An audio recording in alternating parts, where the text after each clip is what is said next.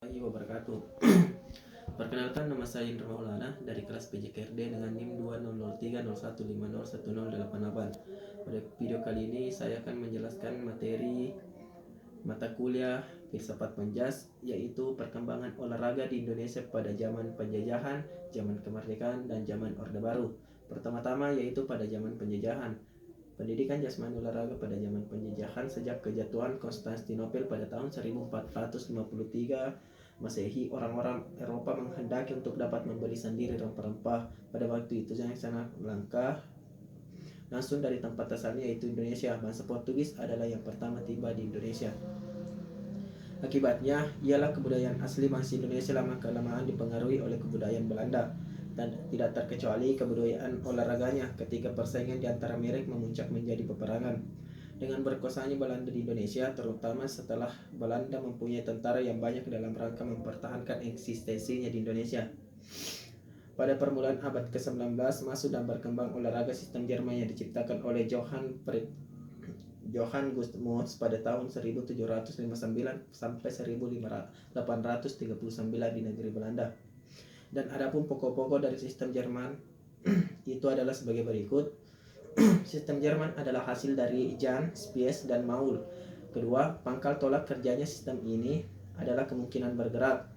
Ketiga, beberapa sifat yang dapat dilihat pada sistem Jerman ini adalah latihan-latihan, pelaksanaan menghendaki, latihan-latihan ditujukan kepada memperkuat otot-otot, kebanyakan terdiri dari gerakan statis. Kedua, pendidikan jasmani dan olahraga pada zaman kemerdekaan pada tahun 1945 sampai 1967 dengan diproklamasikannya kemerdekaan Indonesia pada tahun 1945, gerakan keolahragaan mengalami babak baru. Tanggal 1945 terbentuknya kabinet baru yang pertama. Pendidikan pengajaran didirikan suatu lembaga yang bertugas merencanakan dalam pengurusan bidang olahraga. Pendidikan jasmani adalah organisasi di bawah jabatan pengajaran Kementerian Pengajaran memiliki tugas yaitu menyelenggarakan latihan-latihan fisik, mengusahakan rehabilitasi fisik di Indonesia. Dan pada tahun 1947, Polri mengadakan hubungan dengan Menteri Pembangunan dan Pemuda Wikana. Berkat bantuan Sekretaris Menteri, Polri dapat mengembangkan organisasinya yaitu membangun kembali cabang olahraga yang tersebar. Persiapan PON pertama. Pada malam peresmian Polri pada tahun 1947, Presiden Soekarno sekaligus melantik Polri.